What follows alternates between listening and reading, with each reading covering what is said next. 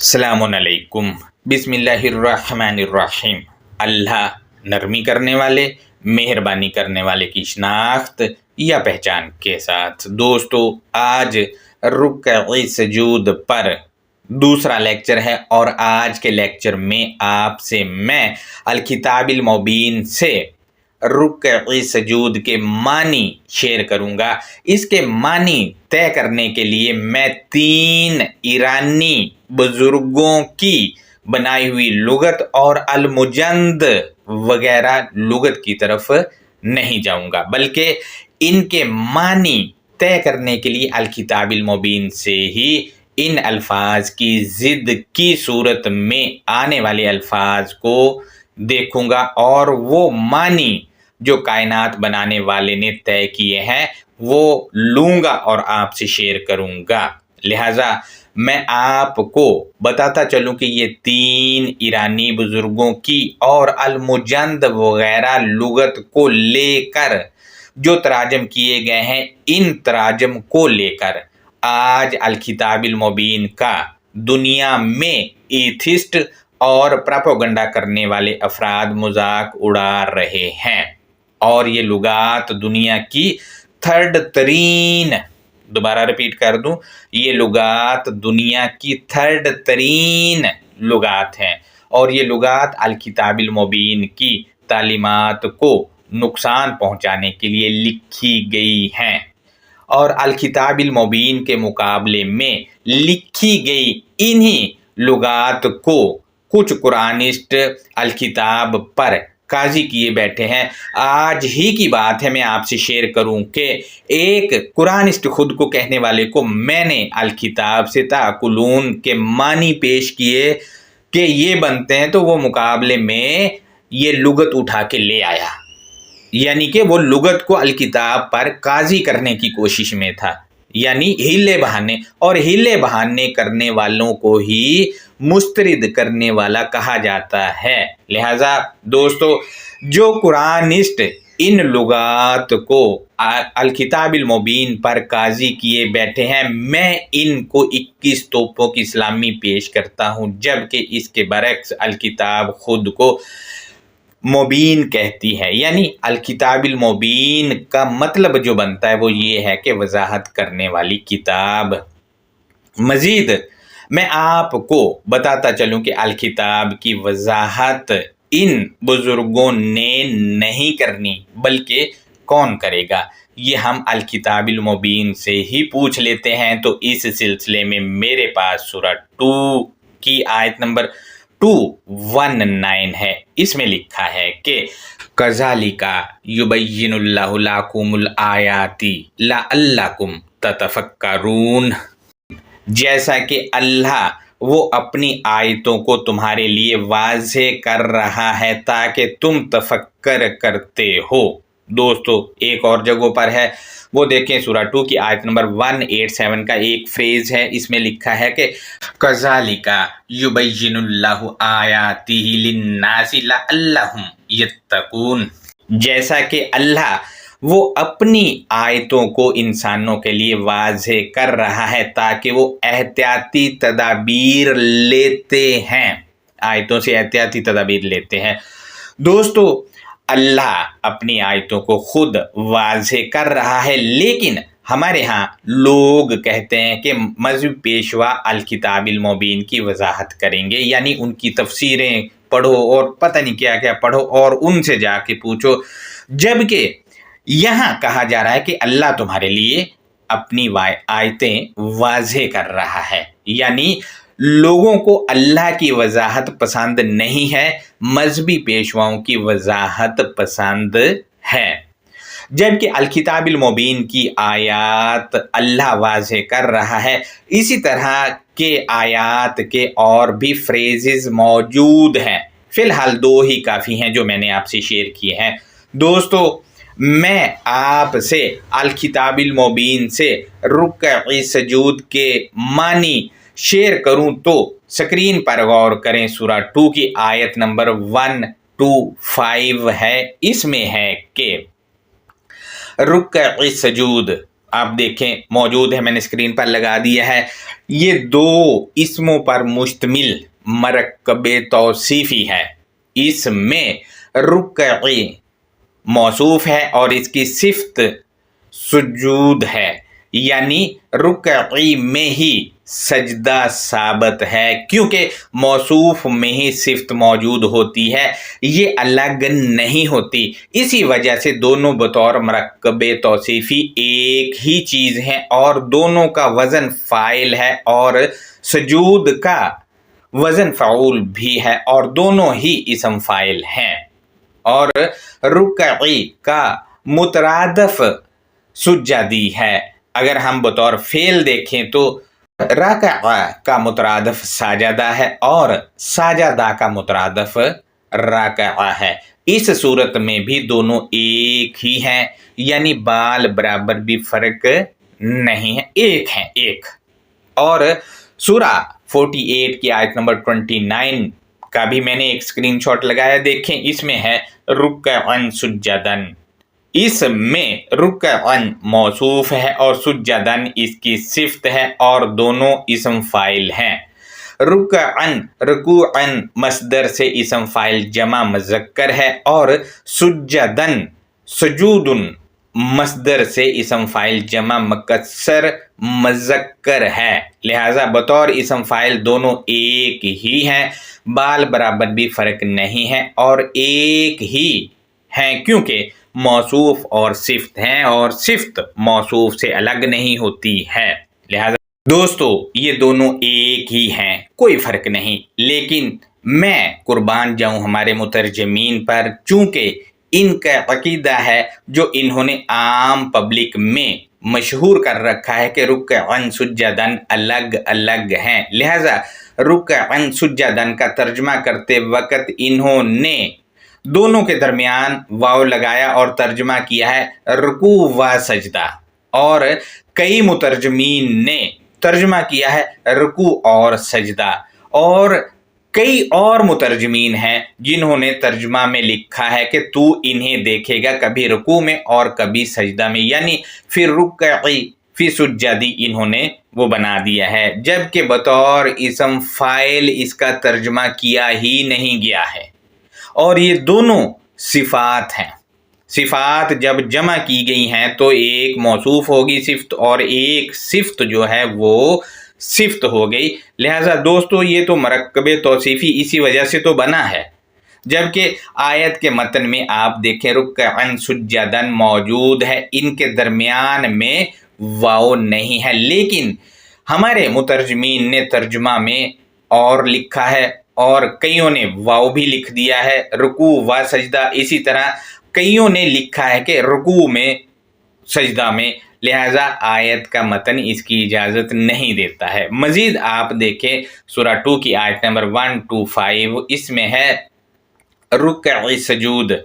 آپ دیکھیں اس کا ترجمہ کرتے وقت بھی مترجمین نے ترجمہ میں ان کے درمیان اور لگایا ہے اور ترجمہ کیا ہے کہ رکوع اور سجدہ کرنے والے، رکوع کرنے والے اور سجدہ کرنے والے، یہ ترجمہ کیا ہے. جبکہ دوستو یہ ترجمہ اس وجہ سے کیا گیا کیونکہ ان کا عقیدہ ہے کہ یہ الگ الگ چیزیں ہیں، جبکہ بچہ جانتا ہے کہ مرکب توصیفی کے ترجمہ میں 2 اسموں کا ترجمہ کرتے وقت ترجمہ میں اور نہیں لگتا، جبکہ ان کے اپنے تراجم میں سینکڑوں مرکب توصیفی کا ترجمہ انہوں نے جو کیا ہے وہ خود دیکھ لیں تو انہوں نے وہاں پر اور نہیں لگایا، لیکن یہاں پر لگا دیا کیونکہ عقیدہ ہے بھائی.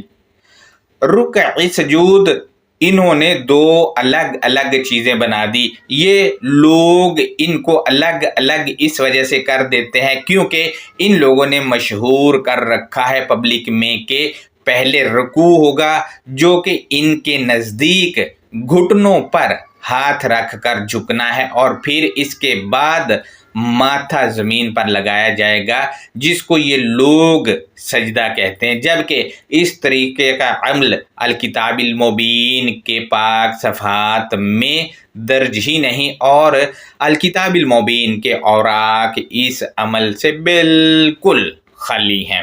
دوستو اگر میں ان کے معنی آپ سے شیئر کروں تو میرے پاس سورہ 77 ہے، اس کی آیت نمبر 48 اور 49 اور 50 ہے۔ اسکرین شاٹ بھی میں نے اسکرین پر لگا دیا ہے، غور کریں۔ الکتاب المبین بتاتی ہے کہ ان آیات میں یرکعون آیا ہے اور اس کی ضد میں مکذبین آیا ہے، لہذا مکذبین کہتے ہیں وہ جھٹلانے والے ہیں۔ چونکہ اس کی ضد یرکعون ہے، لہذا یرکعون کے معنی وہ مانتے ہیں، طے ہو رہے ہیں، اور اس کے دوسرے معنی وہ یقین کرتے ہیں، طے ہو رہے ہیں، یعنی رکوع کے معنی وہ یقین کرتے ہیں اور دوسرے معنی وہ مانتے ہیں، یہ طے ہو رہے ہیں۔ دوستو یہ ضد کی صورت میں معنی ہے، کیونکہ یرکعون کی ضد مکذبین ہے، جس کے معنی جھٹلانے سے متعلق ہے، اور جھٹلانے کی ضد آپ کو پتہ ہی ہے کہ ماننا ہوتا ہے یا پھر یقین کرنا سے متعلق ہوتا ہے، لہٰذا یرکعون کے معنی وہ مانتے ہیں۔ اسی طرح آپ دیکھیں ان آیات میں یرکعون کا مترادف لفظ یؤمنون بھی آیا ہوا ہے، لہذا یؤمنون کے معنی یرکعون ہیں اور یرکعون کے معنی یؤمنون ہیں۔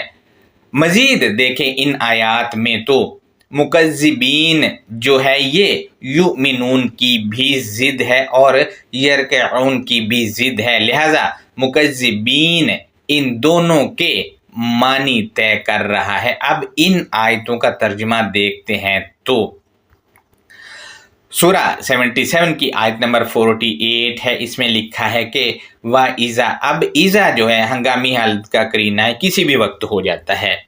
وَإِذَا قِيلَ لَهُمُ ارْكَعُوا لَيَرْكَعُونَ، اور جب ان کو کہا جاتا ہے مان لو، یا جب ان کو کہا جاتا ہے یقین کر لو، وہ یقین نہیں کرتے، وہ مانتے نہیں ہیں۔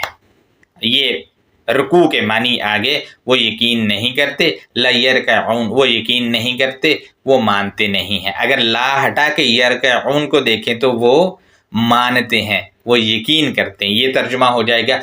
مزید ہم دیکھتے ہیں سورہ 77 کی آیت نمبر 49 ہے، اس میں ہے کہ وَيْلٌ يَوْمَئِذٍ لِّلْمُكَذِّبِينَ، تباہی ہے اس دور کے جھٹلانے والوں کے لیے۔ دوستو مکذبین کی ضد یرکعون آیا ہوا ہے، لہٰذا مکذبین وہ جھٹلانے والے ہیں اور یرکعون کے معنی خود ہی طے ہو جاتے ہیں، وہ مانتے ہیں، وہ یقین کرتے ہیں، وہ اعتبار کرتے ہیں۔ مزید 77 کی 50 ہے، اس میں ہے فَبِأَيِّ حَدِيثٍ بَعْدَهُ يُؤْمِنُونَ، پھر اس حدیث کے بعد وہ کس حدیث کا یقین کریں گے، یا اس کا دوسرا ترجمہ ہوگا پھر اس حدیث کے بعد وہ کس حدیث کو مانیں گے۔ لہٰذا دوستو اب آپ دیکھیں جن کو یرکعون کا کہا جا رہا ہے وہ یرکعون نہیں کر رہے، بلکہ وہ مکذبین یعنی جھٹلانے والے ہیں، اور جھٹلانے والے یؤمنون یعنی وہ یقین کرنے والے نہیں ہیں، وہ مان نہیں رہے ہیں۔ مکذبین جو ہیں وہ لا یؤمنون ہیں اور لیرکعون مکذبین ہی ہیں، لہذا یہاں پر جو رکعی کے معنی طے ہو رہے ہیں وہ ہے ماننے والے، دوسرے معنی ہے یقین کرنے والے، اور تیسرے معنی جو بنتے ہیں اعتبار کرنے والے۔ دوستو آپ کو یہ بھی بتا دو جو کوئی رکعی نہیں ہے وہ لا یؤمنون اور مکذبین ہیں۔ دوستو مزید ہم آگے بڑھتے ہیں تو میں آپ سے سجدہ کے معنی شیئر کرنا چاہوں گا۔ اس سلسلے میں میرے پاس سورہ 84 کی آیت نمبر 20 اور 21 اور 22 ہے، آپ سے یہ شیئر کر رہا ہوں، غور کریں۔ آیت نمبر 20 میں یؤمنون موجود ہے، جو کہ آیت نمبر 21 میں موجود یسجدون کا مترادف ہے، یعنی یسجدون کے معنی یؤمنون ہے اور یؤمنون کے معنی یسجدون ہے۔ اگر ہم ان دونوں آیات کی عبارت دیکھیں تو عبارت کچھ یوں ہے، 84 کی 20، فَمَا لَهُمْ لَا يُؤْمِنُونَ، سو ان کو کیا ہو گیا ہے، وہ ایمان نہیں لا رہے۔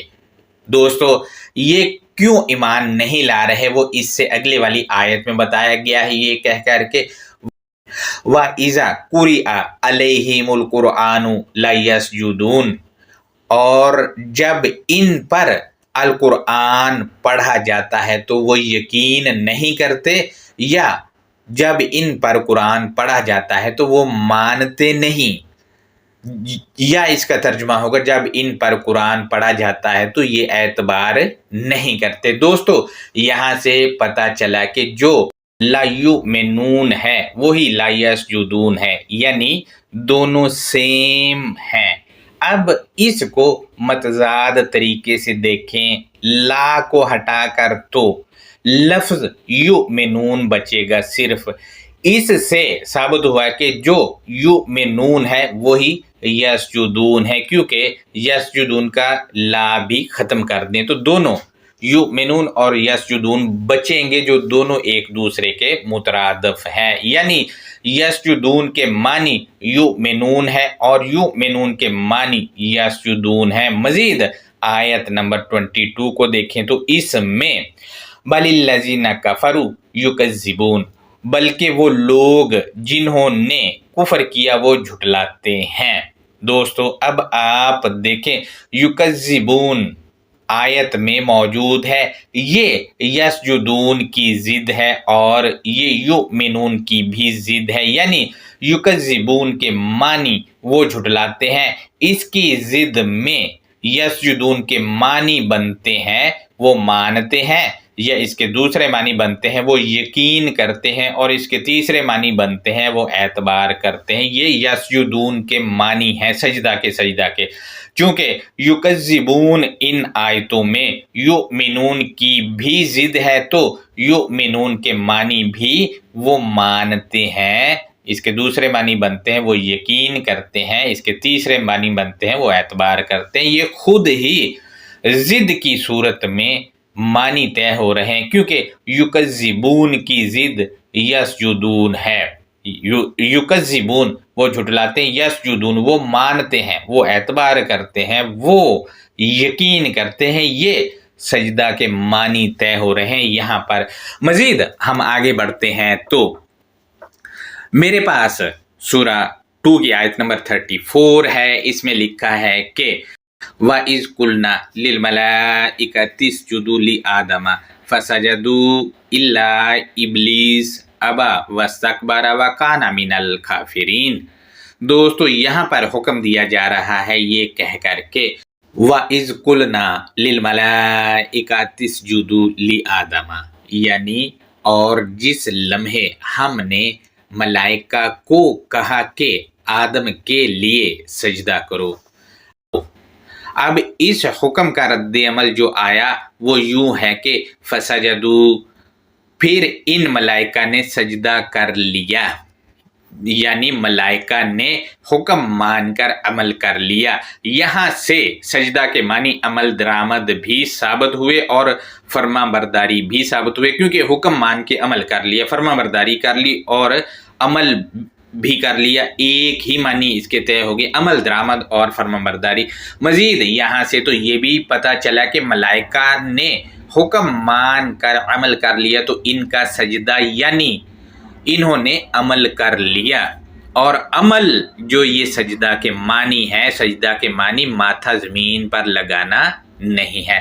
لیکن آیت میں ایک اور چیز بھی ہے کہ الا ابلیس ابا واستکبر، مگر ابلیس اس نے گھمنڈ کیا یا خود کو بڑا سمجھا یا خود کو ترم خان سمجھا، یعنی ابلیس نے حکم پر عمل درآمد یا حکم پر فرمانبرداری نہ کی، کیونکہ وہ اکڑو بن گیا بلکہ تکبر کیا۔ دوستو یہاں سے یہ پتہ چلا کہ تکبر کرنے والا بھی سجدہ نہیں کرتا، کیونکہ تکبر کرنے سے منع کیا گیا ہے، لیکن جو منع کرنے کے بعد بھی تکبر کرتا ہے وہ تکبر سے منع نہیں ہو رہا ہے، وہ حکم پر عمل نہیں کر رہا ہے، کیونکہ حکم ہے کہ تکبر نہیں کرنا، یعنی وہ سجدہ نہیں کر رہا، وہ بات پر عمل نہیں کر رہا ہے۔ اس کی وجہ یہ ہے کہ عمل درآمد کرنا ہی سجدہ ہے۔ جب ابلیس نے حکم پر عمل درآمد یا فرمانبرداری نہ کی تو پھر کیا ہوا، وہ بھی یہ کہہ کر بتا دیا ہے کہ وَكَانَ مِنَ الْكَافِرِينَ، تو وہ تھا حکم مسترد کرنے والوں میں سے، یعنی حکم مسترد کر دیا، عمل نہیں کیا اس پہ جو کہا گیا تھا۔ لہٰذا دوستو اس آیت سے پتہ چلا کہ لفظ سجدہ کے معنی حکم ماننا اور عمل کرنا اور فرمانبرداری کرنا سے متعلق ہیں، جبکہ یہاں بھی سجدہ کے معنی الکتاب المبین سمجھا رہی ہے۔ ہم مزید آگے بڑھتے ہیں تو میرے پاس سورہ 16 کی آیت نمبر 49 اور 50 ہے۔ اس میں ہے کہ وَلِلَّهِ يَسْجُدُ مَا فِي السَّمَاوَاتِ وَمَا فِي الْأَرْضِ مِن دَابَّةٍ وَالْمَلَائِكَةُ وَهُمْ لَا يَسْتَكْبِرُونَ يُخَافُونَ رَبَّهُم مِّن فَوْقِهِمْ وَيَفْعَلُونَ مَا يُؤْمَرُونَ، اور اللہ کے لیے جو بھی سماوات اور الارض میں ہیں وہ سب جاندار اور ملائکہ عمل درآمد کر رہے ہیں اور وہ تکبر کرنے والے نہیں۔ وہ الارمنگ دیتے ہیں اپنے پالنے والے کی اپنے اوپر سے، اور وہ کام کرتے ہیں جو ان کو حکم دیا جا رہا ہے۔ دوستو جو ان کو حکم دیا جا رہا ہے وہ کام کر رہے ہیں، اور یہی عمل جو ہے ان کا سجدہ ہے چیزوں کا۔ اسی طرح ہم دیکھتے ہیں کائنات کی ہر چیز سجدہ کر رہی ہے اس آیت کے مطابق۔ تو میں آپ دوستوں سے سوال پوچھتا ہوں کہ ایتھسٹ جن کو کہا جاتا ہے وہ تو اللہ کو مانتے ہی نہیں ہیں، اس آیت کے مطابق وہ بھی سجدہ کر رہے ہیں۔ جب وہ اللہ کو نہیں مانتے تو وہ اپنا ماتھا بھی زمین پر نہیں لگا رہے، لہٰذا ایتھسٹ بھی سجدہ کر رہے ہیں۔ ظاہر ہے آپ کبھی ایتھسٹ کو دیکھو تو وہ کام میں لگا ہوا ہوتا ہے، لہٰذا کام جو کرنا ہے اس نے وہ حکم ہے اس پر وہ عمل پیرا ہے، اس کا سجدہ ہو رہا ہے، ماتھا وہ زمین پر نہیں لگا رہا۔ اسی طرح آپ نے کبھی نہیں دیکھا ہوگا کسی اونٹ کو یا کوے کو یا کسی دوسرے پرندے یا جانور کو کہ وہ ماتھا زمین پر لگاتے ہوں، لیکن ان کا بھی سجدہ ہو رہا ہے، کیونکہ ان کے ذمے جو کام سونپا گیا ہے، ان کو جو حکم دیا گیا ہے وہ اس کے مطابق اپنے کام کر رہے ہیں جو بھی ہیں لائف میں۔ لہٰذا دوستو یہاں سے بھی سجدہ کے معنی عمل درآمد کیے ہیں، اور آپ دیکھ لیں کائنات کی چیزوں پر غور کر کے آپ کو خود سمجھ آ جائے گا کہ یہ کیا ہے۔ مزید ہم آگے بڑھتے ہیں تو میرے پاس سورہ 13 کی آیت نمبر 15 ہے۔ اس میں لکھا ہے کہ وَلِلَّهِ يَسْجُدُ مَن فِي السَّمَاوَاتِ وَالْأَرْضِ طَوْعًا وَكَرْهًا وَظِلَالُهُم بِالْغُدُوِّ وَالْآصَالِ، اور کائنات بنانے والے کے لیے جو بھی بلندیوں اور بنیاد میں ہے رضا کارانہ اور غیر ارادی طور پر عمل درآمد کر رہے ہیں وہ، اور ان کی پرچھائیاں بھی آج اور آنے والے کل کو عمل درآمد کرتے ہیں۔ لہذا دوستو اب دیکھ لیں پرچھائی کیا ہوتی ہے، سورج کے اپوزٹ چلنا، وہ چل رہی ہے، عمل کر رہی ہے، وہ اس کا سجدہ ہے۔ اسی طرح اس آیت کے مطابق بھی جو بھی کائنات میں ہے وہ سجدہ کر رہا ہے۔ اب آپ کائنات کی چیزوں کو دیکھ لیں، پرندوں کو دیکھ لیں، جانوروں کو دیکھ لیں، سب کو دیکھ لیں وہ کیا کر رہے ہیں، تو آپ کو لگے گا کہ وہ اپنے کاموں میں لگے ہوئے۔ ظاہر ہے جو کام وہ کرتے ہیں، شکار کرتے ہیں یا جو بھی، وہ جب وہ کرتے ہیں تو وہ ان کا سجدہ ہے، نہ کہ وہ ماتھا زمین پر لگاتے ہیں۔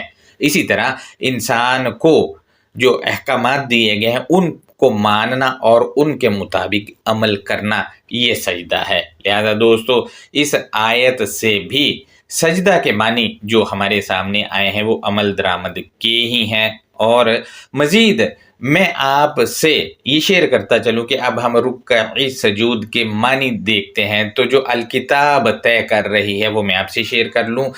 رکوع کے معنی مترادفات اور ضد کی صورت میں، کیونکہ یرکعون جو کہ رکوع ہے اس کا مترادف یؤمنون ہے اور اس کی ضد جو ہے وہ مکذبین ہے، لہذا مکذبین یرکعون کے معنی طے کر رہا ہے، اور رکوع کے معنی ہوں گے وہ مانتے ہیں، وہ یقین کرتے ہیں، وہ عمل درآمد کرتے ہیں، لہذا الرکعی وہ ماننے والے ہیں، وہ یقین کرنے والے ہیں، وہ اعتبار کرنے والے ہیں۔ لہذا دوستو اسی طرح سجدہ کے معنی ہم دیکھتے ہیں تو ضد اور مترادفات کی صورت میں اس کے معنی جو بنیں گے وہ بنیں گے، سجدہ کی ضد یکذبون ہے، یکذبون وہ جھٹلاتے ہیں، سجدہ کے معنی خود ہی طے ہو گئے، وہ مانتے ہیں، وہ اعتبار کرتے ہیں، وہ یقین کرتے ہیں۔ سورہ 84 کی آیت نمبر 20، 21 اور 22 کے مطابق وہ مانتے ہیں، وہ یقین کرتے ہیں، یہ ہوں گے۔ اور سورہ 2 کی 34 اور 16 کی 49 اور 50 اور 13 کی 15 کے تحت سجود کے معنی حکم مان کر عمل کرنے والے، عمل درآمد کرنے والے اور فرما برداری کرنے والے، حکم پر لبیک کہنے والے، یہ اس کے معنی ہوں گے۔ بطور مرکب ان کے معنی ہم دیکھیں تو رکعی سجود کا معنی جو پوائنٹ نمبر 1 پر ہے وہ ہے ماننے والے، عمل درآمد کرنے والے۔ پوائنٹ نمبر 2 پہ ہے اعتبار کرنے والے، فرما برداری کرنے والے۔ نمبر 3 پر ہے یقین کرنے والے، ماننے والے۔ یہ رکعی سجود کے معنی ہیں، اور انہی میں سے معنی ہم الکتاب میں جب آیات پر بات کریں گے تو لگیں گے، مگر آیت کے کانٹینٹ کے مطابق۔ لہٰذا یہ لغت ہے الکتاب کی، اور اس سے جو معنی بن رہے ہیں میں نے آپ سے شیئر کیے ہیں۔ آج کا یہ لیکچر ہمارا اختتام کو پہنچا۔ اگلے لیکچر میں آپ سے میں شیئر کروں گا کہ ہمارے یہاں جیسے غامدی صاحب ہے اور دوسرے لوگ بھی کہتے ہیں کہ یہ جی نماز اور سجدہ ماتھے پہ، ماتھا زمین پر لگانا، یہ پہلے سے چلا ہوا آ رہا ہے 1400 سال سے۔ اس کو ہم دیکھیں گے کہ یہ لوگ کتنا سچ بتاتے ہیں اس پہ۔ لہٰذا اللہ حافظ، اپنا بہت زیادہ خیال رکھیں۔